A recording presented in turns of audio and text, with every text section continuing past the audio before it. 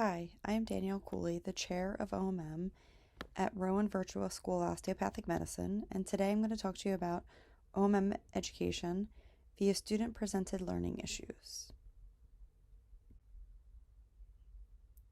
A large portion of osteopathic education is provided in a traditional format, being that lectures are given on a specific topic in OMM, and then the students are broken up into smaller groups and they attend a lab session to review and practice the techniques that were covered during the lecture.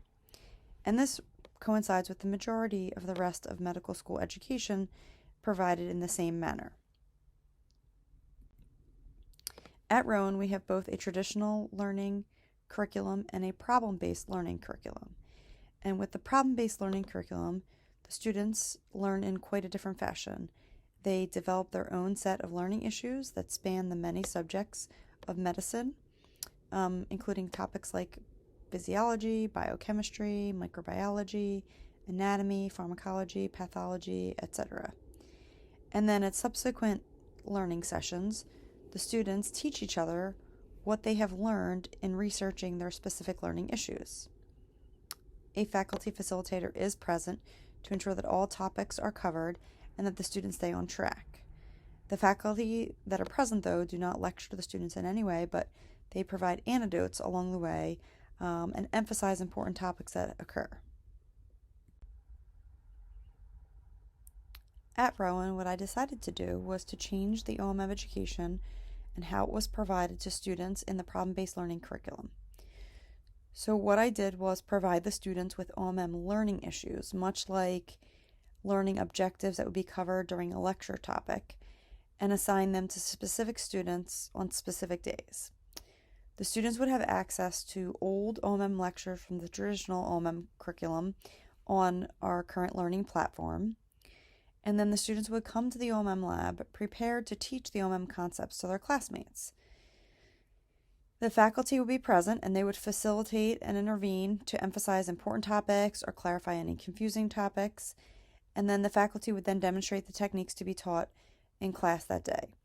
And so the OMM education was spread out over a 2-hour period versus 1 hour of a lecture and an hour and a half of lab time. So what impact did this change have on OMM education? Well, students came to class very well prepared. The questions that they asked during class were a much higher order and were asking to solidify knowledge rather than ask about a basic informational concept to gain knowledge. Students then applied the knowledge on practice questions that were reviewed in class, and what we found was 67 to 70% of them were getting the questions correct prior to us even explaining the answers or how to deduce the answer. And this resulted in increased confidence in the students in their OMM concepts and material. It helped them to feel more prepared for complex examinations and increased their confidence in OMM compared to their colleagues in the standard curriculum. This impact was so profound that we have actually started to apply this same teaching method to our traditional curriculum at Rowan SOM for the OMM education only. And we will look forward to seeing what those results show in regards to board pass rates and things like that. Thank you so very much for your time and listening to my innovative OMM educational impact.